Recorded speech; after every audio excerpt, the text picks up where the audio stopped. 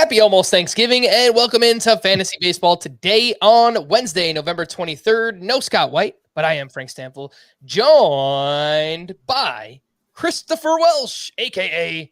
The Welsh. I've never asked you this. Do you prefer Chris or Christopher or neither or the? Definitely. Well, the is always appropriate. My legal name, of course, my God-given name. But Chris, definitely over Christopher. Christopher's when I'm in trouble. Chris is me. So no Topher, no Christopher, just Chris. So when I was growing up, I was Frankie. And then I guess when I became an adult, I became Frank. That was, I don't know. I just kind of outgrew it at some point. Yeah, but does it bother you when you hear Frankie? No, it's fine. Yeah, see, I'm not really bothered. You can call me Christopher. It'll be fine. I'm not going to get it. But I have had a couple friends who have taken that name thing and they've turned it the opposite direction, where it's not only do they go from, in the specific name of this person was Dave. They were Dave the entire time growing up. And then sometime around the mid-20s, very educated and everything in college, they became David. And you weren't allowed to call them Dave. And I was like, yeah, we're going to do that. We're going to do that the whole time. I don't know. I think it's fun to mess around with the names. I'm not too stuck as someone titled the with any names though. So I guess who am I to speak? I would say it is a little weird now if someone consistently called me Frankie, if you do it out of the blue, whatever, or as a nickname, that's fine. Yeah, I dropped the Frankie stamps, because I can't get Frank stamps. That doesn't work. So yeah. It's like with Scott. I call him Scotty Dubs or Scotty. I'm pretty sure he's told me not to call him Scotty, but I just do it anyway because I don't know. I'm just so used to it at this point. Anyway, today on the show, loaded show. Why? Because we are talking about shortstop prospects. There are so many of them, and there are so many elite level shortstop prospects. So we'll look at it from a dynasty perspective, and then, of course, the names to know for redraft leagues in 2023. And non-tender day was last Friday, and, of course, was headlined by Cody Bellinger, unfortunately for him. So we'll talk about that and a few other names that were non-tendered by their respective teams. But speaking of tenders, you have to be a chicken tender guy, right, Welsh? You good with the tendies or? Yeah, no, tenders are where it's at. No bone. Yeah, sure. Go with the tendies. Yeah, are you a condiment on the tenders kind of guy or? I'm kind of a condiment on anything type of, I like ketchup probably more than the normal person, which would get me negative points in, the Midwest. I like some mustard on there. Not a big, you want to know, speaking of condiments, I do this goofy episode we do on our Twitch, our In This League Twitch, twitch.tv/inthisleague, if anyone is ever going with it. And we have this thing we call the wheel, Frank. And we spin this wheel a couple times over, and there are not great things on there. Sometimes there's fantasy related stuff, all these different things.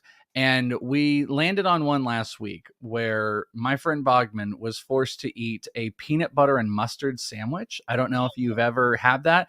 And it was his last spin.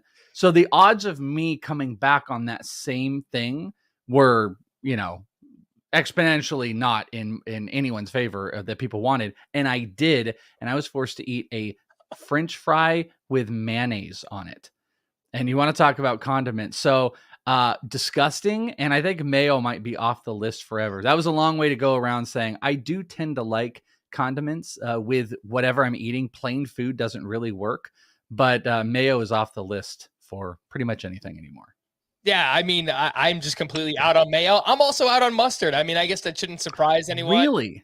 Picky eater, haven't seen any movies. Does this really surprise anybody at this point? So I'm good with the ketchup on the fries. We're going chicken tenders. We're going with Is it just spicy mustard or is it all yellow mustard? Any mustard? I like honey mustard, but yellow that's the mustard, one you don't want to like. Brown mustard. No, I'm out. Anyway, let's talk about shortstop prospects. By the way, as I mentioned, an absolutely loaded position here up top. And I guess let's just start with, I've got your top 5. I got a few more here. You sent over a top 10, I guess. Well, I wanted to throw out to you real quick. You talked about how deep it was. I sent you 10, and that didn't even crack inside my top 50. We were inside. We didn't get outside of my top 50 overall prospects with 10 shortstops. It's a much different situation that we're talking about in Dynasty or in redraft, I suppose, than any of the other positions where it's we're having these conversations about like, well, does this guy really qualify here in first base? And I'm giving you guys an extra name. Shortstop is just not that, which really shouldn't be any surprise to anybody. All right, so let's jump in and we'll start off with the top 5 here. You've got Jordan Lawlar from the Diamondbacks, Jackson Chourio of the Brewers, come back to him in a second, Anthony Volpe with the Yankees, Elly De La Cruz with the Reds, and Ezequiel Tovar with the Rockies. Now, as we've done for many of these podcasts, we are projecting forward. We're trying to figure out where is a player going to wind up playing. I looked into Jackson Chourio, and in the minor leagues, he has played 118 games in center field, 6 games at second, 0 at shortstop. Yet you have him on your shortstop list. Okay, that's you know what? That's actually something I hadn't fully paid attention to positional stuff on Jackson Chourio this year. It's been so focused on the bat. And you know what? You are right. I even see the listing on the outfield. He was playing shortstop. So he had just such an interesting rise last year where when the minor league season started, Jackson Chourio was a guy that was in extended spring training. I don't know if people know what that is. That's like everything's ended. Nothing counts. It's essentially just guys hanging back, playing games in the same league for roughly 2 months. And then what they'll do is they'll then come into when there used to be like short season ball, and then they would have like the short seasons that would start up. And then these guys would get to move over. He started in extended spring training where that was positionally where he was going. But one thing that happened, and this isn't a shock to me, the positional stuff, I will tell you, that is hilarious. That is 100% something I had not paid 1 ounce of attention to, was positionally where he was playing this year outside of the bat. But I saw Jackson Chourio during instructs this year. And one of the things that stands out, which isn't a huge surprise to me, is his size. He grew pretty big from even extended spring training going into the middle of the season. His body got bigger. So this will be something I actually have to change, which can add a name, and we can gladly add a name because you have the rest of the list here. But this was his first position that he was set to go, and where they had him running, I think, some of extended spring training. And then obviously the decision seemed to change early on. And like I said, hadn't even noticed positionally he has been even changed on his pipeline position page to outfield. So that looks like that'll be his spot, which is kind of odd to me because usually extreme bats like this, unless they really hate the defense, which obviously they do, they would press and keep a guy like this at that position as long as they possibly can. You're seeing it in the minors with many players. You saw it with O'Neal Cruz. They're going to keep him there as long as they can. Maybe Elly De La Cruz is another one of those players that you could take a look at. But we can take Jackson Chourio off there. But just to know if he were and he did actually qualify in some formats for you, that's where he would be. All right. Well, I guess we'll use that as a little tease for Jackson Chourio, and then we'll dive deeper on him in the outfield prospect podcast. So just a little teaser there on Jackson Chourio. Let's start up top with Jordan Lawlar, who was the 6th overall pick last season with your Arizona Diamondbacks. He had a huge year in the minors, 303 batting average, 401 OBP, 16 homers, 39 steals, a 910 OPS, did get 20 games in at AA as a 20-year-old, and he was sent out to AFL where he got off to a nice start, and then he suffered a fractured left scapula, so he was shut down. Should be good to go by spring training. Hopefully everything is good there with Jordan Lawlar, but I mean, really incredible hit tool, obviously a good eye. I mean, the on-base percentage really stands out, up over a 400 OBP. He's got some pop. He's obviously really fast, super athletic. I mean, I think he's probably going to be ranked inside everyone's top 5, maybe Should even be top 3 coming into the year. Your thoughts? Yeah, should be. I'm a huge Jordan Lawlar fan. One of the cool things he was able to do as well was he was able to go in and push 4 levels of the minor leagues this year. He played a little bit of rookie ball, which was more in a rehab stint. I actually was at 2 of those games when he was out here in rookie ball. He played in A ball, which he put up 44 games, hit 351 with 9 homers, and 24 of his stolen bases came in A ball in only 44 games. Moved to high A, where he hit 288, had some more homers, 13 more stolen bases. Then he touched double A, where he had 4 more homers, hitting 212, which was a little bit of a struggle, and 2 stolen bases. But that also leads to the next point, Arizona Fall League, like you said, that's a 5-level move in 1 year. And that's big. And it's also kind of a telling point why Jordan Lawlar might be coming up to the majors sooner rather than later. We've talked about this a whole bunch. the Diamondbacks are covered with the player that they need for, the potential for an extra pick in compensation for the new rules. That's Corbin Carroll, because he qualifies as a rookie for Rookie of the Year. So what I expect is Jordan Lawlar to play at AAA for at least half the year. And the Diamondbacks give serious consideration because that scalpel injury is not expected to hinder any spring training. And what I've seen out of him is a complete change in how patient he was. Coming in to the draft, Frank, he was seen as a strikeout issue. He was seen as more free swing and miss than any of the other prospects. And what he's done is he's honed it in. He's walking more. He's hitting for power. I have that video out on my Twitter, Is It the Welsh, where you can see where he thought he didn't hit a homer and he did. And he runs like crazy. He is the epitome of five-tool player. He was the best AFL player here, at least for the first 2 weeks. And he started to taper down and then he got hurt. So it's going to be really hard to tell. But Jordan Lawlar, I think, is in an elite class where he just doesn't have a lot of holes in his game. And he is rocketing through the system that I think he could touch the majors in 2023. I know some prospect towns are not big on like the player comp thing, but I think for maybe the general fantasy baseball player who might be listening to this podcast, they like to hear stuff like that. Like what's a 90th percentile outcome for someone like Jordan Lawlar? And it either came from you or someone else, but I feel like I've heard Mookie Betts thrown around with Jordan Lawlar. Well, what's actually funny is I've actually thrown around the Mookie Betts with Corbin Carroll.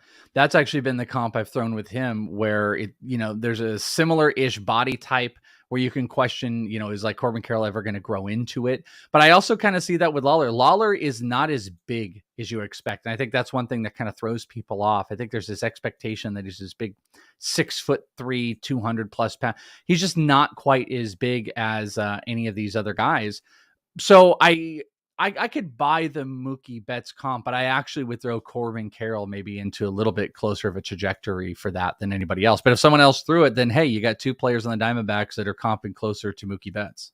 Hey, never a bad problem to have. I'll take that. You definitely will. Let's move over to Anthony Volpe with the Yankees, who had a solid season, but it definitely took a step back from where he was in 2021. And this past year, he hit 249 with 21 homers and 50 steals. You like to see the steals too, because obviously we're expecting players to run more in general at the major league level this year, but the Yankees were one of those organizations that were more aggressive on the base paths than we have seen in years past. We just saw it with Aaron Judge. He stole 16 bases and they let a few of their other players run a little bit. So I think that's only a good thing for guys like Peraza and Volpe, who are coming soon.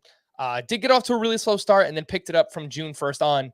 Welsh, are you still in on Volpe maybe the same way you were going into the start of 2022? Yeah, I'm unapologetically a big Anthony Volpe guy. A fun little fact too, when we're talking about all these positional stuff, it's so funny how you will see MILB when you go and check out their player page. He's actually listed as a second baseman, and in the minors, he has played 2 career games at second base, and he's played 245 at shortstop. Just a nice little fun fact that's going to be I'll tell you what, as a Yankee fan, I don't think that he is going to stay at shortstop. I think I also do not. Second or third base, but I also think that is absolutely a possibility. Though they have kept, what you can tell is they have kept him there to continue that defense, to give them more flexibility to make sure that he can. But this team is built around them. I mean, one of their top prospects, international prospect Roderick Arias, who did not have a good season this past year in his international debut. That's one of those guys you're building off of. And Oswald Peraza, someone we're going to talk about. But I think Anthony Volpe is an elite player. He really, really struggled at the early part of the season, which kind of set the tone for the early part of the year and kind of set the tone for the early stages of what he did. In April, he hit 197. In May, he hit 207, and that took everything back. But starting in June, he hit 298 in June, 296 in July, and then he hit, actually, whatever this number didn't calculate, 247 in August, where it tapered back, and he kind of found that average again. I think Anthony Volpe, kind of just like we're talking about with Jordan Lawlar, he is a full-on five-tool player. 20 homers, 50 stolen bases, and 21 homers and 50 stolen bases this past year. I think the batting average is better than what's put on the table here. As far as like his career goes, being like a 250 hitter is really not, what he's built around being. He's been better than this. And I think he's going to hit. I think the way he makes contact is more contact based, that I would think the power would go away, but he's going to steal bases. And any of these guys, I'd come back to that conversation, you and Scott and I had, where it's like, you can dismiss stolen bases at the lower levels, but when you really start to focus and think about the advantage that minor leaguers had now and major leaguers are going to have with potential stolen bases, why not take guys that have done it at elite clips? Why would you not consider that at elite clips with some of these guys? And this guy just stole 50 bases this past year and has stole 89 in 275 games. So I believe in Anthony Volpe. I think his bat is way better than what you saw this year. He hit 294 the previous year when he had one of the bigger adjustments going from A to high A. And the AA to AAA adjustment was there, but you're kind of starting to develop more power. I think Anthony Volpe is underrated. This would actually be a guy I would be trying to go and buy, especially if someone considers him not a top 10 prospect right now. And it's crazy. You bring up the 50 steals.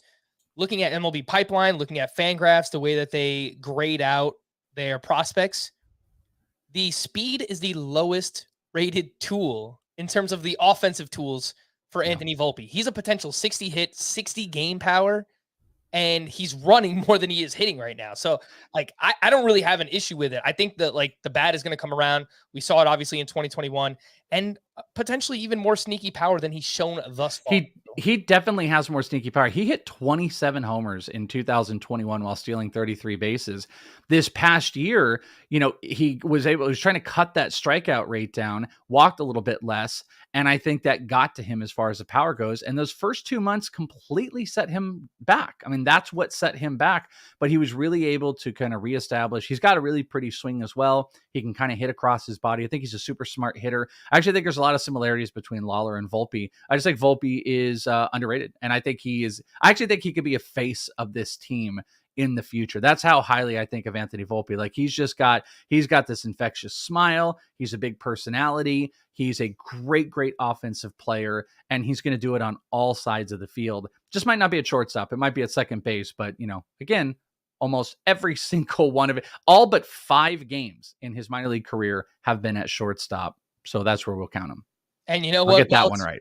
As of recording this, the Yankees might be in need of a new face of the organization. So yeah, we'll see what happens there. Number 4 on this list is Elly De La Cruz. Actually, I guess if we're not counting Jackson Chourio, it would be number 3 on this list. Number 3, Elly yeah. De La Cruz with the Reds, who I guess you could call him the breakout minor leaguer of the year. It probably would come down to him and Jackson Chourio, right? Just, I guess, where they started and where they finished, just like what. Yeah, I think it would be Chourio, because Chourio was literally not on any radars. I remember during that extended spring training, I actually shared some information. Brewers have this great, a lot of these teams now, if anyone ever wants to check them out, a lot of these teams now have these player development Twitter accounts, which are awesome. And some are better than others. And sometimes they share information. The Brewers are really great about it. And they were sharing info and they were sharing Jackson Chourio, and nobody was on Chourio whatsoever. I mean, nobody was in on him. Elly De La Cruz definitely had some eyes and some attention last year. In 2021, he stole 10 bases, hit 8 homers, hit 296, only 61 games with the Reds. And this was between rookie ball and high A ball. And this is like a large human being. He's 6'5". They list him at 200 pounds. So he had some stuff on him. But back to your point, it's like 1A, 1B, but Chourio definitely was the breakout prospect. But Elly is right there, because Elly went from, he's very intriguing, and preseason, there was a lot of kind of juice going on him. Actually, in my Prospect One ADPs I do, where I create the ADP system for prospects, he was on there. Chourio was not drafted. Elly De La Cruz was pushed up pretty big time coming into this year. And to my shock, I got to say, I was kind of negative on him. And I didn't mean to cut you off. I want you to set up whatever else you want to set up with Elly De La Cruz. But I was kind of shocked at how well he performed. 28 homers, 47 stolen bases, hit over 300. Just like last year, he moved 2 levels. And what's super impressive is he hit over 300 at both of these levels.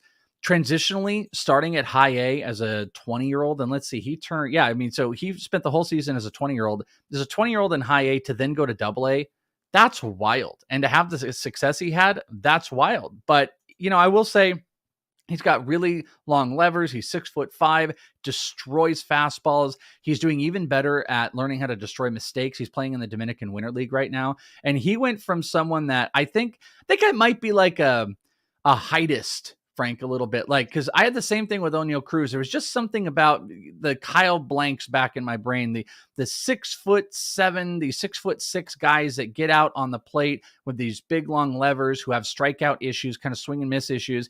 I always just feel like it's going to be really hard for them to transition. And Oneil Cruz is answering that call. And I kind of associated some of the similar things to Elly De La Cruz, but Elly De La Cruz is probably a better athlete.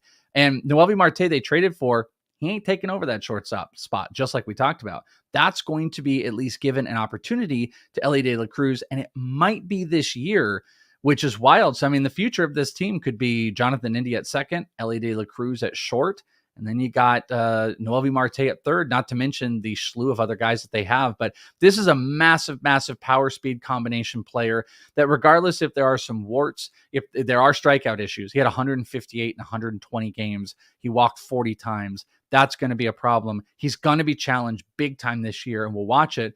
But listen, that type of elite stats, almost 30 homers and 50 stolen bases, you buy on it and you just pray that it clicks at the major league level and they can develop him right. Yeah, I mean, I really want to hammer home the point that you made about him getting up to Double-A, not just getting up to Double-A.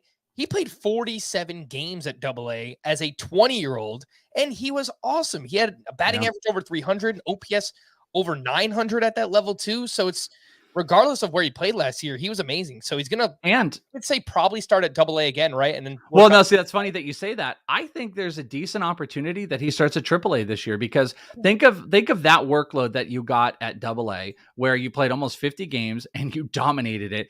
Then he went out and he's playing in the Dominican Winter League right now. That's like, this is another version of the Arizona Fall League. That doesn't seem like a move to me where you're going to push him back down to Double-A like he's got anything to prove. I think Elly De La Cruz is going to start at Triple-A, and I think they're going to attempt to give a really good, long, full season look. They've obviously made a bunch of moves I know we're going to talk about that are kind of stopgap moves, and they also have a guy named Jose Barrero who they probably don't want to quite give up on. But I think if Elly De La Cruz repeats even 85% of what he did last year, I don't know how they're going to justify keeping him down. And we're talking in June or July territory, because he's going to get a ton of reps. But again, that's going to be a big challenge for him.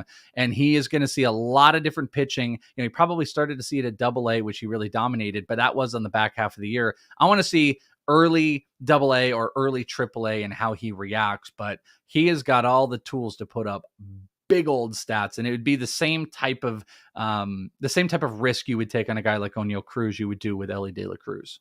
So this is really cool. If you go to Baseball Reference, they actually show you Dominican Winter League stats, and Elly De La Cruz, as you mentioned, he's out there right now. He's hitting 274. He's got 1 homer. He has 9 steals. He has 27 strikeouts in 25 games with a 791 OPS. Pretty small sample. Again, it's only 25 games. He is on average 8 years younger than every other player Not that's wild there right now. So it's pretty crazy, right? Like he's getting his feet wet right now. So really, really interesting player to pay attention to. And he's someone who could make a massive impact in the second half of this season. As soon as Elly De La Cruz. He really is. You know, by the way, on people can see on the ball wall, it's actually covered, but one of those balls at the top right here over across, if you're watching on the live stream on YouTube, which you guys should be doing, go and subscribe to Fantasy Baseball Today on YouTube. This top row up here are all futures games baseballs, and we've got an Elly De La Cruz on there. So a little Elly De La Cruz and a Jackson Chourio, who does not qualify at shortstop. Dumb Welsh. All right. Well, let's talk about Ezequiel Tovar. Yeah, I think we've been here for 20 minutes. I think we've talked about 3 players so far, but hey, that's what we do. They're really interesting players. Ezequiel Tovar, he missed a bunch of time this past season of the Rockies, by the way. I should mention that. But when he played, he was very, very good. He hit 319, 14 homers, 17 steals, a 927 OPS in 71 games. I just combined the words Welsh and question. Question for you, Welsh, would be, how much do you buy it? How much do you buy into what we saw from Ezequiel Tovar this year? Because he was a sub 800 OPS bat the 3 seasons before this one. How much do you buy it? Yeah, see, I have like a long-standing like issue with Ezequiel Tovar, but also what I recognize is it's just about development. I have this vivid memory that anyone that's listened to my show Prospect One has heard me talk about, but this was 2 years ago. Ezequiel Tovar was like the youngest guy in the Arizona Fall League. They brought him up, and this was a preceding move until him hitting the majors. Now I'm standing with Eno Saris, and Eno, we're sitting and watching Tovar, and I'm like, look at this guy. This is Ezequiel Tovar, and he's just like, I don't like him. And he's like, body's too small. I don't like the approach. I don't like the swing approach. And again, this is like the youngest guy that's in the Arizona Fall League doing this. And that kind of stuck with me. Even though he had a high batting average and he had a little bit of a pop in his homers that year, I just wasn't really sold, especially with Rockies prospects. And I kind of took that into last year. And he went in, and though he was dealing with some injury stuff, had a really, really great season. In 71 games, hit 14 homers with 17 stolen bases. The strikeout rate, I mean, in perspective, 57 strikeouts in 104, 71 games in 2022, he had 66 strikeouts. So it's just like a minimal increase that this guy isn't a big strikeout guy. He started to hit for power in a place that we're going to give extra bonuses for in Colorado, and he was still stealing some bases. So as far as my belief goes, I don't think my belief is as extensive as other people, that Ezequiel Tovar is going to be an incredibly elite player, but he has increased his batting average every single year since 2019. That is including a COVID year that was in there. His power numbers have been sustainable and were much higher this year. He hit 15 in 104 games in 2001 and 14 in only 71 this past year. So he's learning to hit the ball for a little bit more power. That's why the strikeout numbers came up a little bit. And he can steal. So is Ezequiel Tovar on the path to potentially being a 2020 player? Yeah, especially with Colorado. They're going to run. I think they're going to run more than we're used to. You know, we joke about all these guys that could run there and they never utilized them. But when Zach Veen comes and Tovar is there, I think they're going to be able to run a little bit more.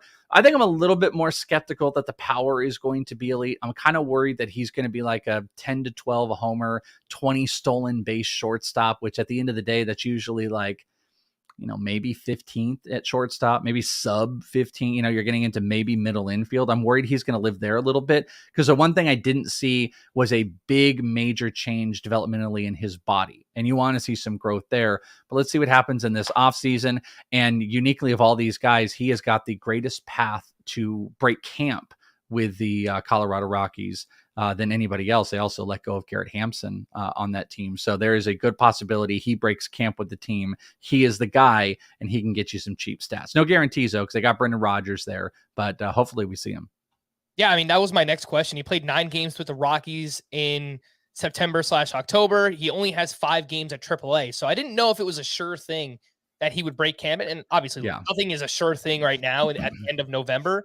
But if you want to talk about a team that needs to take advantage of this, hey, let's put ourselves in position to try and get an extra draft pick compensation rule, it's the Rockies, right? See, they need to be in on this. What I'm torn about, though, is he seemed like the most obvious player to go to the Arizona Fall League. He missed significant time. He needs those at-bats, yet the team decided to send him to the majors and then not send him to the Arizona Fall League, which, by the way, his team played at their complex here where he could work out with their coaching staffs that would be here. So a lot of that didn't make sense to me if there was something else. So I'm really torn. I have no idea if he's going to end up breaking camp with the team. I think it makes more sense that they put him at AAA, but also, like you said, like, look at that Rockies team. He's the only guy on that team, unless they break camp with Veen, that could get them that extra compensation. They should be fighting for that type of stuff. That team of all teams should be. So that is an extra little tiny push of why Tovar could be a really, really good right now. Like, I have no idea where he's going in NFBC drafts or anything like that. I could actually take a look. I think I've got it up here,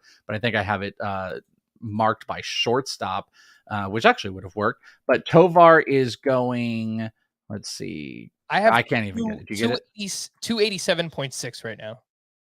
I'm actually surprised it's that high, but that's great. I mean, that you can see that, the smart money on the NFBC drafts, high, more competitive, high dollar stuff, they're drafting him inside the top 300. I think that's a really good bet right now, because why the Rockies are really going to have to like justify, why would you not have this guy out there? Who are you going to go sign? Sign as Drupal Cabrera after he's punching players? You're going to bring him at shortstop? No, Tovar's the guy, dude.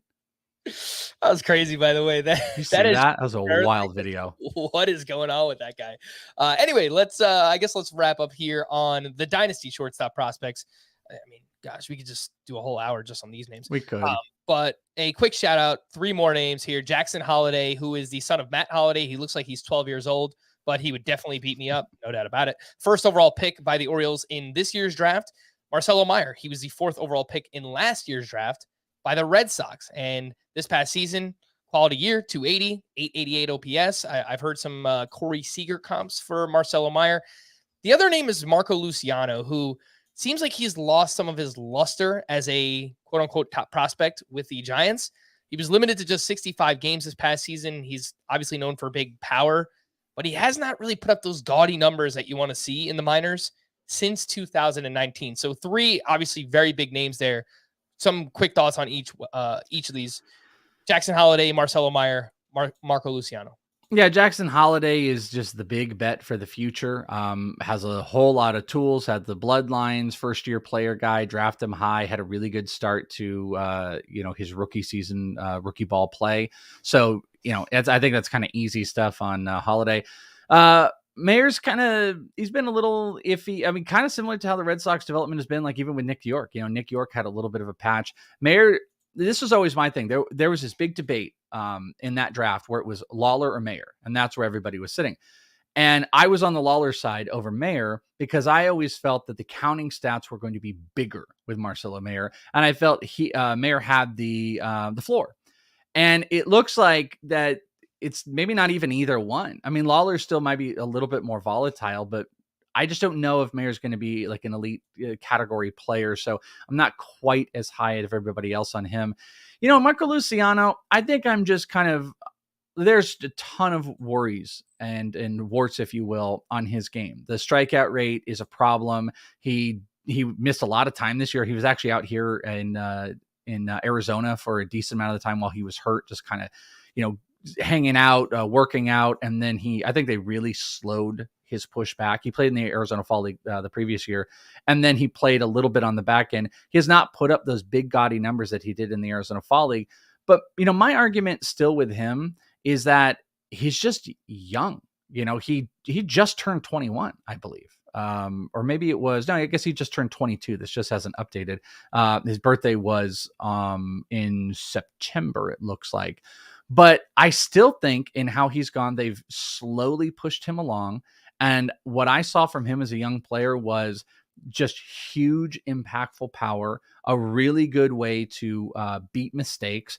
The problem is for fantasy, speed's going away. He's never played a position outside of shortstop, and I think that's going to be coming this year, and I think that'll be very telling about him. But I'm not ready with what I saw early on, and what I still think is out there, if they could and this is what's so wild, the Giants have been such a great team of developing a whole bunch of on-base percentage type of guys, 400 OBP players, guys that can walk, guys that are really, really patient. And that's not something that Marco Luciano has done. I really hope that they press that with him and he can start to show some lowered strikeout rate, because if he does, I think it's going to manifest into more power and more hits to an elite level. And I think this is A+ critical year. It's full season, should be, I'm guessing, at AA, should move through AAA. And if he's successful, you might see him in the majors soon. If he's not, I think he could be a trade piece for the Giants, especially if they're going to make some of those big free agent moves that we're talking about. They might want to get in on the trade market, but I just don't think it's worthwhile giving up on Marco Luciano yet. All right. Just a few other names I'll quickly mention. Welsh, if there's anything else that you want to hit on these guys or someone that I haven't mentioned, just feel free to throw their name out. Again, these are more so from a dynasty perspective. We're looking at this long-term. We'll get into the redraft names in just a bit. They are mostly names that you've heard already, but a few others that we haven't mentioned.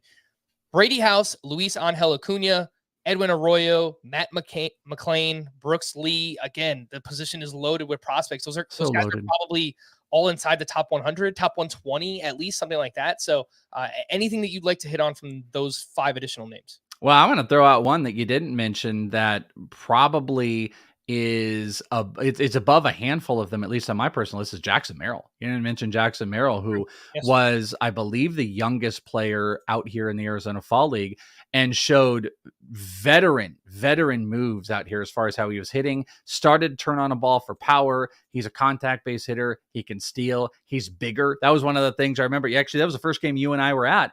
We were actually standing next to Jackson Merrill, and he was the double-double. Remember, he was the double-double player, and the whole crowd was screaming at him to hit a double, and he turned around at one guy who was kind of yelling at him, and he's like, come on, man. He's like, burgers are like $5. They're not that expensive. Like, Merrill's just a great personality. He is insightful to the game, and he took the test of being one of the youngest players out there. So I just want to throw him out because I think he might be, of all those names you threw out, probably one of the best. And I'm trying to look, like, I think I only have Brooks Lee above him. The guy I have right next to Merrill, though, is Brady House. Brady House, I don't think is going to end up necessarily being a shortstop. Had, I think, a pretty miserable season compared to the expectations. He is he's a physical specimen. He's a big power guy. He did not tap into it this past year, and I'm really hoping that I think Brady House has a potential to overpower some of all the talk of what's going on in the national system. You got Robert Hassel, you got James Wood. I think Brady House could be the best of all of them if he could tap into his potential. So I really like Brady House. Jackson Merrill's a guy. Luis Acuna, I think, is fun. I think he's fringy, top 100. I think he sits in that range. And I don't remember if I missed anybody else you brought up. Brooks Lee is going to be a great first-year player guy. I like Zach Neto more than him from the Angels in first-year player, but Brooks Lee looks like he's going to be a little bit more of one of those power shortstops without the speed, where Neto is going to have, I think, all 5 categories. All right, before we hit the break, we do have a nice little deal going on for you. If you want to support your favorite fantasy baseball podcast, you can do that by heading over to the CBS Sports Store, where we have FBT shirts, hoodies, sweatpants, hats, pint glasses, and much more. Just search Fantasy Baseball Today, CBS Sports Store on the Google machine, or just pull out your phone and scan the QR code that we have in the top right corner here. If you're watching us, it's just above the Welsh there. Pick out your phone, pull out your phone, and take a picture of that. That'll send you right over to the website. And seeing as how it is the season of giving, we're going to give you a nice little deal here. Use the promo code Friday at checkout this weekend for 25% off your purchase. Again, it has to be used this weekend, November 25th through Sunday, November 27th. The promo code Friday for 25% off. Let's see. There you go. You just did it. I just did. I scanned it. I scanned the code as we were talking. I see some great mugs. I see some shirts, some hat. Ooh, is that a pint glass? I want that pint glass. Someone get that for me. Some good stuff on there. That was really easy. Just scan the code and perfect. This right here. Ooh, this is a really nice hoodie. There's a really nice gray hoodie out there. It's a little bit going, but I like it. I like it, Frank. Very nice. All right, we're going to take a break, and we'll be back right after this. I kept my mouth shut for 25 years. Now that you're back, I want you to go to Tulsa. Not exactly the welcome I was expecting. What crew runs this neighborhood? No crew up in here. We're in the middle of nowhere. I'll protect you from the gangs. What gangs? Sit down! You got a pretty good appetite for someone who was just shot at. Tulsa King. New series now streaming exclusively on Paramount Plus. Don't stop watching. Christian Pulisic. Outstanding from the American. All skill, all class, and all American at work across the pond. Pulisic finds the net. The UEFA Champions League. Stream Chelsea matches live February on Paramount Plus. All right, let's get back into the top shortstop prospects, and these are the ones that will help you most, hopefully, in the 2023 redraft leagues. Up top, we've got Ezequiel Tovar because, frankly, we're expecting him to break camp with the Rockies. Then we have Anthony Volpe and Jordan Lawlar. Could be, a couple of months into the season before we see either of those names. 3 more that we haven't talked about yet. Royce Lewis still has prospect eligibility of the Minnesota Twins, one of the top prospects, or I guess former top prospects in the game. Hit the ground running for the Twins this past season, and then tore his ACL for the second time. Hit the wall running, yeah. What is it, like a 2 or 3 year span where he's now tore his ACL twice? It was twice in a 1.5 year span, and that's what. And I just want to throw out. I'm gonna let you finish, but I just want to throw out, like, the redraft side of this is really, really difficult on these guys that are going to be out there, and that's why we're even in many cases. I think Royce Lewis could not be put out there because of the ACL, because he's probably not going to be back until probably June. is the look. So maybe you could get a half season out of everything if everything goes correctly. But that's kind of the state of it, because the dynasty part is so rich, but there's so many players that I don't think are breaking camp. It's such a primary position, the shortstop. It's kind of the captain of the infield, that handing over the reins to young guys is very few and far between, especially kind of at this stage of development, that we just don't have a whole lot of those guys that are jumping at that spot right now.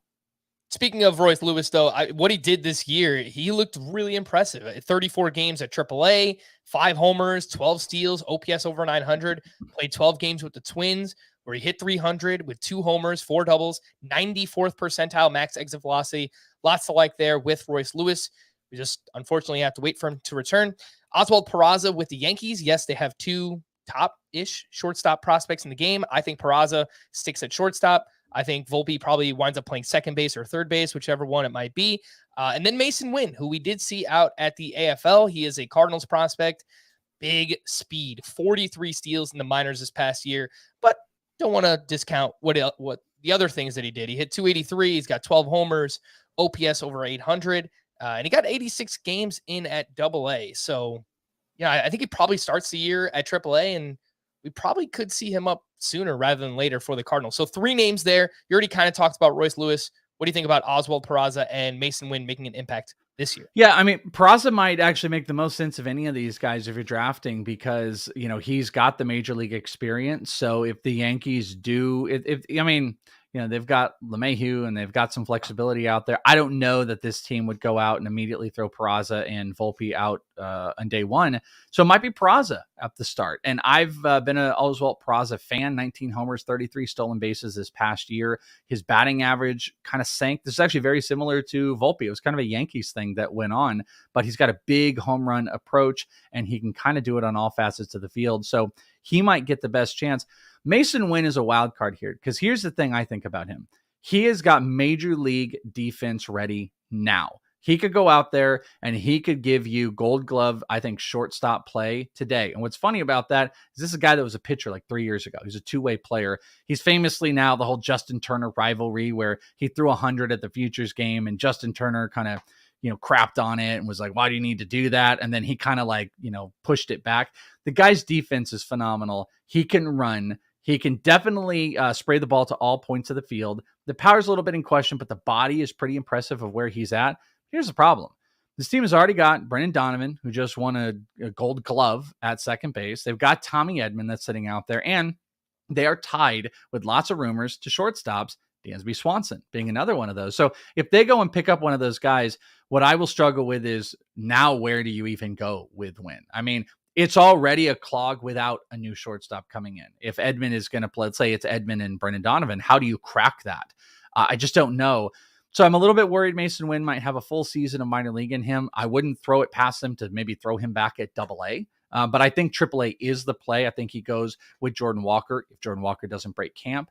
But Masyn Winn would be higher if he was on another team. If I thought there was a better path, I think his defense, like a team like the Diamondbacks, who are kind of floating around. I know we have Lawlar, but just bear with me. A team like the Diamondbacks that are looking for a shortstop to play now, if they had that type of defense, I think Winn is the type of guy they could justify just right now. I mean, Lawler's a fantastic defender, but Masyn Winn is killer with that arm, great glove. And if there was any need, a team could just throw them out and justify, hey, we're just going to go with it. But the Cardinals just don't need to.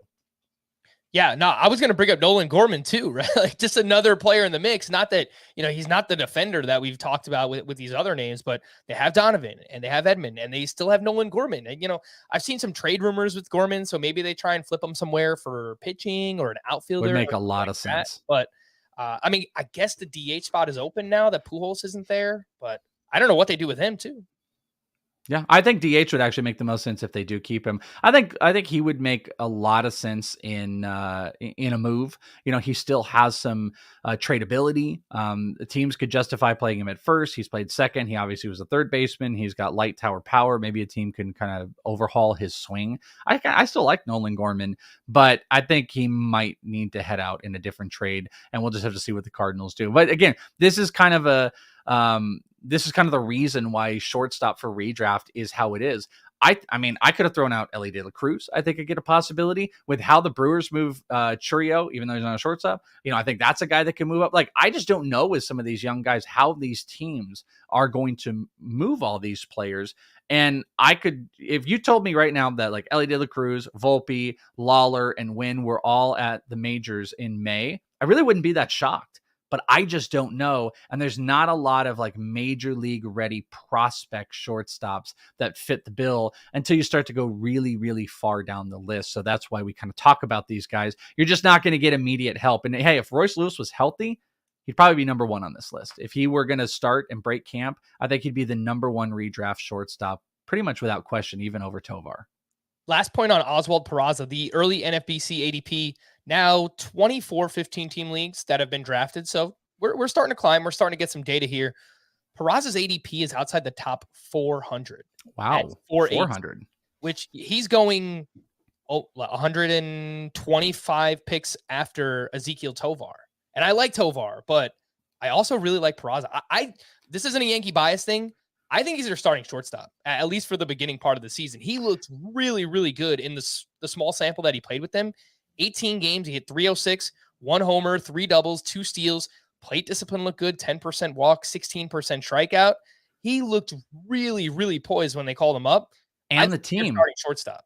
And the team has openly talked about their love of Peraza and Volpe. They have said they're not throwing it off the table. They had a chance to sign. I guess they still have a chance to sign any of these shortstops. Obviously, that will determine a lot. But last offseason, they had a chance to go after a Correa or someone like that. And they basically shot it down because they said, we have Peraza and Volpe coming. And there was no joke. Yeah, you're 100% right. Also, all of these rumors out there, I just throw this out, even though, and a lot of second base, but, if there's these Gleyber Torres rumors that are kind of floating out there, if they move Gleyber Torres out, that's just more room for these guys, for them to kind of let these guys go. And really, I've liked it. I was just talking about this with a couple other teams, but it's like that auction strategy of the studs and scrubs. Teams can start implementing, if you have a good minor league system, you can implement more studs and scrubs where this is the Dodgers. This was my point to the Dodgers being able to do this, where if they were to unload for Judge, and then you got Mookie Betts and Freddie Freeman, and then you obviously have some money tied to like Muncy and Will Smith, you've got the guys, you've got the Miguel Vargases that can come up and play. You've got Gavin Lux, you've got controllable players. You can't just spend $20 million at every single position. You have to have young, controllable players that are major league ready. And the Yankees know that. That's the way that you can compete. And they can go and buy a couple of the big impactful bats. They can go and buy pitching, which they really love to do, which is totally fine. But you've got to develop some of these guys and give them an opportunity. And Peraza and Volpe seem like those guys, which would be probably an incredible thing, Frank, if you saw the Yankees with 2 rookie infielders controlling the middle infield. But that's where we might be headed with some of these teams. Yeah, I mean, I think for sure Peraza is starting, and Volpe, depends how aggressive they want to be. They're still going to have LeMahieu. I hope they trade Josh Donaldson, but I don't know that they're going to be able to move. I think he has $25 million left on his deal. There's a lot of smoke with the Gleyber Torres rumors right now, and I think they wind up moving him for a pitcher. I know Pablo Lopez was a rumor mid-season, so would not surprise me one bit. Let's get into some news and notes before we wrap up with a few buy and sell candidates at the shortstop position in Dynasty leagues. And I mentioned earlier, non-tender day last Friday. 77 players were non-tendered in Major League Baseball, which means they are now free agents. And every year, we get a few surprises, and undoubtedly the biggest name, I don't know that it was a surprise, but I think it's a surprise in the way that just his stature, right? Cody Bellinger, 3 years removed from winning the National League MVP, 2019, now non-tendered. Why? Over the past 3 seasons, 2020 through 2022, he is batting .203 with a .648 OPS and a 25% strikeout rate. Has not looked the same since his shoulder surgery following the 2020 postseason. We all remember he did the Bash Bro thing, dislocates his shoulder, has offseason surgery, really has not been the same since. I don't know that he can get back on track, Welsh. I mean, we've seen some Rockies rumors. I guess obviously that would help with like the BABIP and everything, but he just looks completely lost. He's going to wind up somewhere. He'll be a starter, but even at his suppressed cost, I don't know that I'm going to be buying on Cody Bellinger.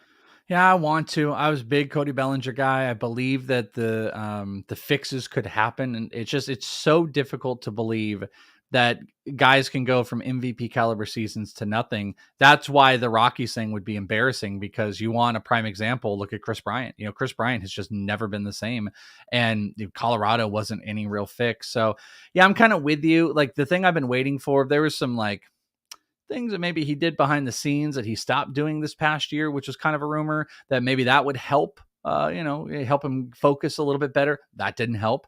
I would love to hear about some real mechanical changes, working with some groups, working with some hitting coaches, working with somebody to rehaul this, because all that's happened is he looks like he is up there guessing at every point. And he's one of those dudes, you get one strike on Cody Bellinger and he's done. If he doesn't have the advantage in the count, like a 2-1, 3-1 count, he's done. And I just don't know where the fix is going to be. I still think he's crazy, crazy talented with insane power. I just hope he can go to a place that can actually fix it. I'm just not hopeful, because, tell me you're on a team with Mookie Betts and Freddie Freeman, there's nobody that can help. What? I would love information. If they had a Hard Knocks of baseball, I would have loved for it to be with the Dodgers and find out, like, what were they doing behind the scenes with Cody Bellinger? That would make me feel better about what is potential and what's possible with him. But surface level stuff doesn't really matter. He's just a name. He's just a name without production. Look at what he's done the past 2 years against breaking and off-speed pitches. So I don't want to. This past season, he hit 140 against breaking pitches, 160 against off-speed. Last year, 183 against breaking pitches, 195 against off-speed. And what is his batting average against fastballs? Probably 220, 230? 253. So, he's still serviceable against fastballs, I guess. But look at what he did when he won the MVP. He hit 327 against fastballs. No. It's crazy. Yeah, but that's the problem, is when you're guessing and you're sitting up there and you're cheating for off speed because you can't hit it, you also learn to not hit a fastball. And that is that is the ultimate effect, the cause and reaction to all of it. Cody Bellinger feels like he has got all the tools that are just wired wrong, and you just wish there was a baseball electrician that could put them back in place. Other notable names that were non-tendered last week, we saw former top pitching prospect Alex Reyes of the Cardinals. He was non-tendered. Garrett Hampson, Jeimer Candelario, Edwin Rios, Brian Anderson, Dominic Smith, Jorge Alfaro, Raimel Tapia, Luke Voigt, and another former pitching prospect of the Cubs, Braylon Marquez. So, I guess those are like the bigger names that highlighted. Anyone else stand out to you here, Welsh? No, I love Alex Reyes. I always loved Alex Reyes. Just destroyed by health. If the Cardinals can't fix you, I think that's a big sign. If they're going to let you go, that's a big sign. But I will tell you, I'm a sucker for Alex Reyes. And wouldn't you just love to see him go? I'm like, please go to the Diamondbacks. But if he went to like the Guardians or the Mariners or somebody take a shot on him, I wish he could be a starter, but I think he could still be a really impactful back into the bullpen guy just because of his stuff. But I feel like we barely seen him pitch in the last 3 years. So that was one of probably the biggest outside of Cody Bellinger non-tender that kind of made my eyes jump. Yeah, I would throw Tampa Bay in that mix. They just do a good job of, either developing pitching or getting pitching back on track. Houston has a good track record of doing that too. So few other organizations, we'll be watching and see where Alex Reyes lands here in the offseason. We had some minor trades as well. Kevin Newman was traded to the Reds. Kyle Farmer was traded over to the Twins. Gio Urshela traded to the Angels. He does have a history there because their manager is Phil Nevin, who used to be the bench coach of the Yankees the year that Gio Urshela was actually pretty good, or the couple of years. So obviously they have some faith there in Gio. And, I saw Scott tweeting about this. I didn't really think about it, but he's going to have to play shortstop because Anthony Rendon is still their third baseman. They're paying him all this money.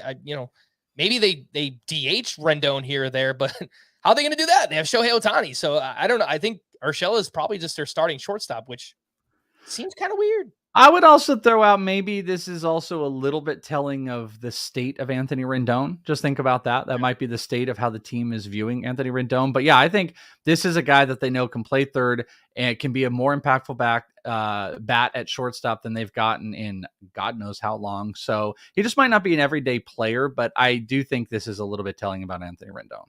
Maybe they slide Rendon over to first base, something like that. I haven't. That'd be a great play, but it might help him stay healthy.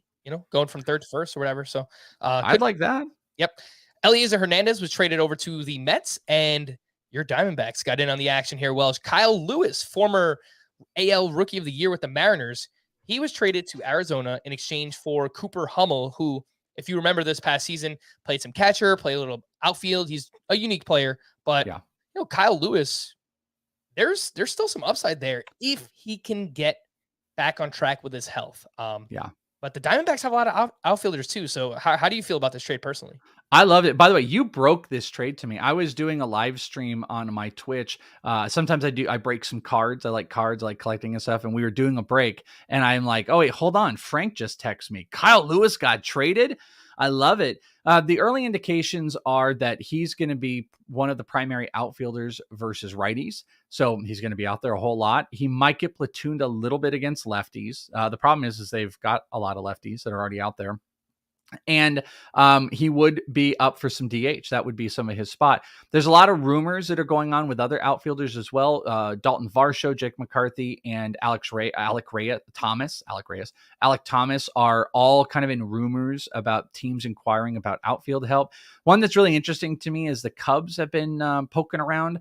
Alec Thomas has some ties to Chicago. He lives in Chicago. I kind of wonder if there would be, his dad used to be the bench coach for the White Sox, and he went to high school there. So I just wonder if there's any connection with that. If the Diamondbacks, especially, I think they're going to be a little bit more active than usual. If you're going to see them make a move during the winter meetings, that would answer questions. But even if not, I think you're still good to go. I think Alec Thomas is going to be viewed as a bench outfielder. Corbin Carroll's going to be out there. And then you're going to have some platoon between McCarthy, Varsho, Lewis, and Thomas. And Varsho still plays some catcher. But I think this is a great spot for him. He's going to get to DH a little bit more than he got in any other spot. Hopefully he can revive his career. Chase Field, pretty hitter-friendly spot. So I'm very hopeful for Kyle Lewis. And I think the team has a plan for him. And they do plan to get him out there a decent amount.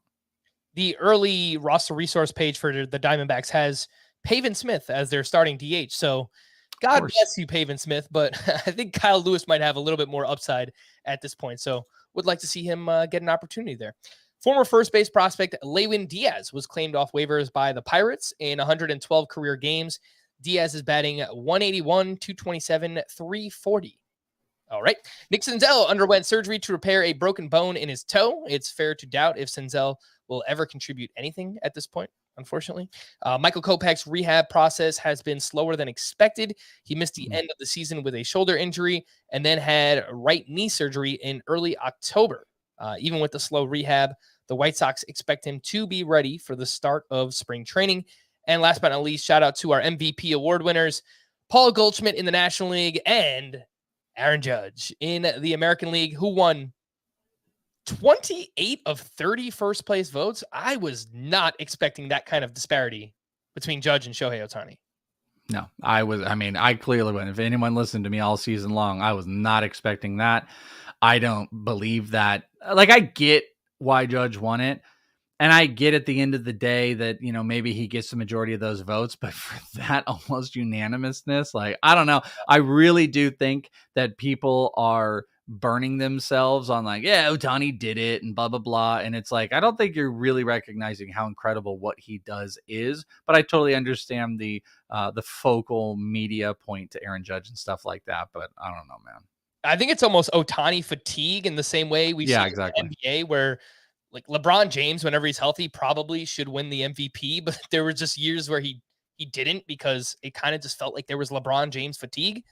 Might be going on a little bit with Shohei Ohtani right now in baseball as well.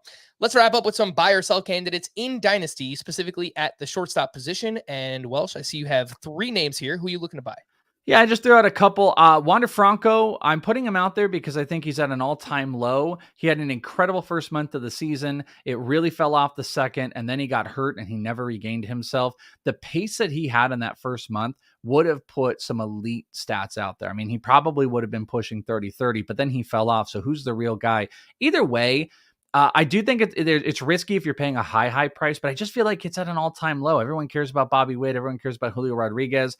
Wander's stats kind of low. Projections, even Steamer projections, are not crazy favorable to him. I think he can beat the power projections. I hope he keeps stealing. I think he can be a 300-plus hitter easy when healthy, but there's tons of questions out there. I just think it's a decent time that you can buy on him. An older-ish name, which I just think this could be a prime spot, is Corey Seager. Corey Seager is someone I'm going to be more interested in redraft this year. Really, really low BABIP. I think he's going to have a bigger breakout season this year, put up, obviously immense changes as far as the hard hit that he had when he was with the Dodgers, even into the Rangers. BABIP incredibly low. I think he's going to bounce back, and I think he can come at a really good cost. And like a further one down is CJ Abrams.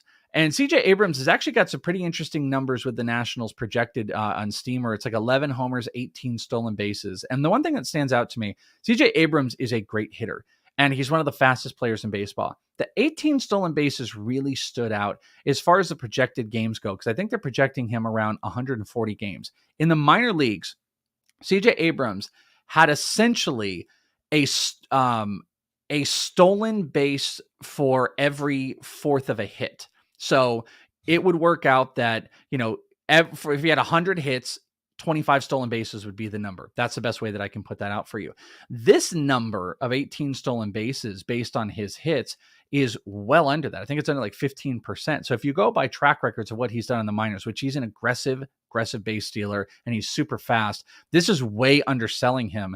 And I want to say it was around 140 hits he's projected at this year, which would be closer to 30 stolen bases. So if he's getting the regular playing time, which he should, he's a better hitter than being given credit for. He's a really good athlete, and I think he's going to steal way more bases. So I don't know if the homers will get up there, but I just feel like he's going to steal more, score more runs for a team that can afford to put him higher in the lineup.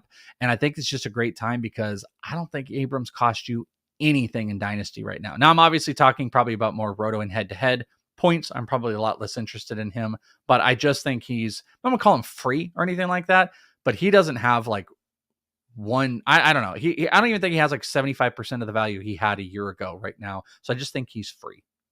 Yeah, I like that call quite a bit. And for whatever it's worth, CJ Abrams in September and October, he played 30 games. He hit 303 with 14 runs scored and 5 steals. So he was kind of starting to figure it out towards the end of the season. I don't know what the power looks like at all. I mean, could see this guy being in like a 6 to 8 homer guy, but I think he could still steal 25 to 30 bases and hit for batting average too. So I like that call quite a bit on CJ Abrams. For me, this one, I think this is so interesting. O'Neal Cruz is obviously a player that is talked about so highly in fantasy, right? And he's such a freak, and what he does athletically, I mean, the exit velocity, 122.4, the highest in the StatCast era. The way I feel about him right now in redraft is actually very similar to Dynasty, right? You're buying on the upward trend, but if he hits his ultimate ceiling, you're talking about a player who is like perennially a first-round pick in fantasy baseball. Now, if he flames out, which is definitely possible given as much as he strikes out, I mean, he could be back in the minors this season. That wouldn't surprise me. I mean, he could end up being that player. Hey, remember that guy who played like half a season with the Pirates and he was really awesome and then just flamed out? Yeah, that was O'Neal Cruz. I think it could go a bunch of different directions, but if you're just shooting for upside, Welsh, I could see buying right now on O'Neal Cruz before he gets there. Yeah, if you can't, and this is what's fun for me. I get to wash myself of the O'Neal Cruz hate. I was a hater last year. I hated, when he made his debut. Oh, dude, I was hater's ball. When he came up, he instantly became the favorite to win Rookie of the Year. And we're talking, think about when he came up. I thought that was wild. And everyone's giving him a pass. And the early projections, people were drafting him crazy in early drafts, and he didn't play for months. I just thought it was also silly.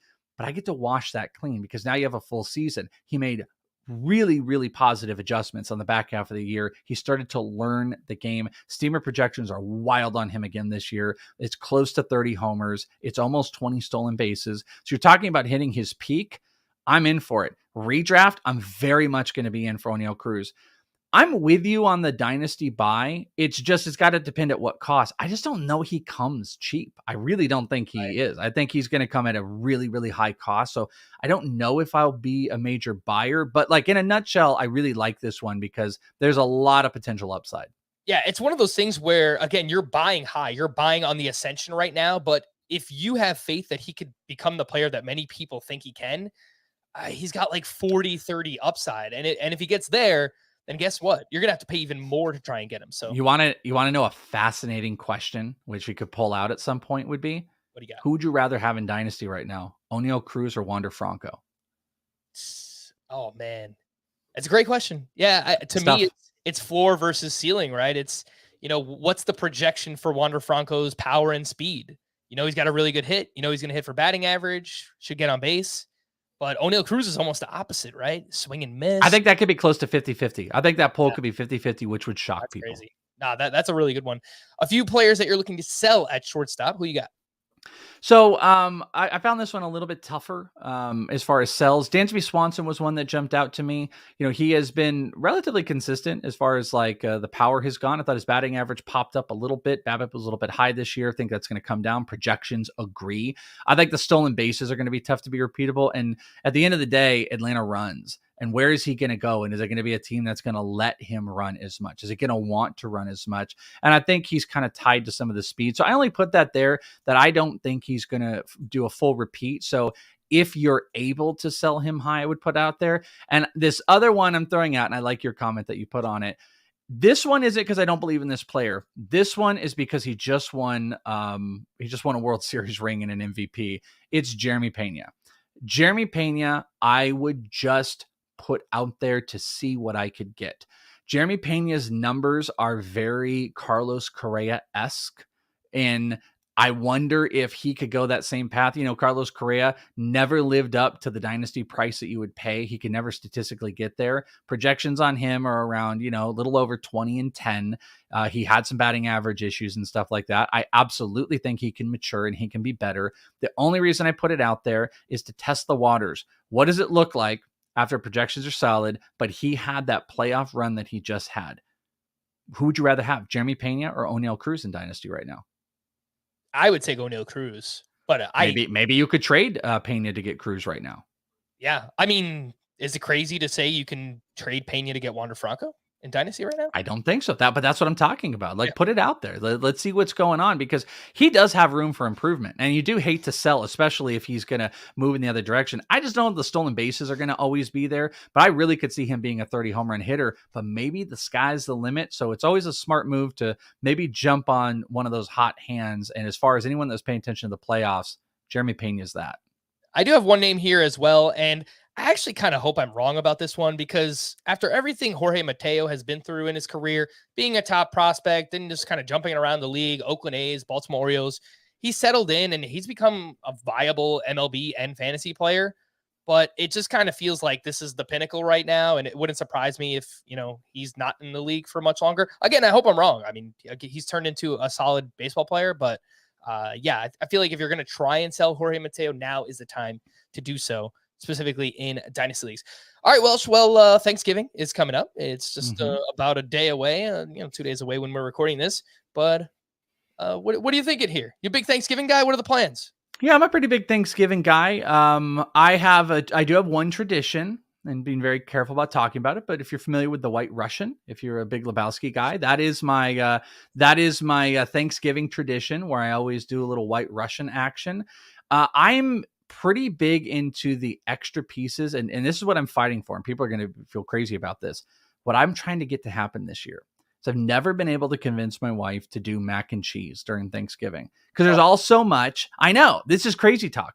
There's always so much. It's a little bit of health nut, and she's just like, we got so much we don't need. It's mac and cheese, and I'm trying to hit it home that, like, listen, it might just be mac and cheese to you, but mac and cheese on Thanksgiving, mwah. So I'm going to be fighting for some mac and cheese this year. Give me some mashed potatoes. Give me some stuffing. Give me a White Russian, and it's a happy Thanksgiving. I'm very, very much a fan. What about you? I have never had a White Russian in my life. And really, as you saw during AFL weekend, I like to drink a little bit. I like to, I wouldn't have pegged you for a guy to not have a White Russian, to be honest with you, but I never had one. So you know what? I think I might join you in that tradition. Yes. Maybe I'll make myself one. I'm going to have to watch a few YouTube videos because I do not know how to make a White Russian. So I am interested to try that out. So we'll get that done. Tradition of mine, I mentioned this to Scott.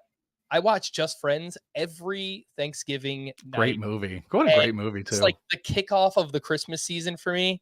I love it. I think it's a comedic masterpiece. I absolutely love that movie. And I'll be watching that once again, maybe with a White Russian in my hand. Who knows? But I hope so. I am happy to do so. And just want to wish a happy Thanksgiving to you, Welsh, and to everyone else who's listening and watching and supporting us all year long, because obviously it wouldn't be anything without you supporting us. So we do really appreciate it once again. Happy Thanksgiving to all. We're going to wrap there for the Welsh. I am Frank. Thank you all for listening and watching Fantasy Baseball today. We'll be back again next week. Bye-bye. Happy Thanksgiving. Bye-bye.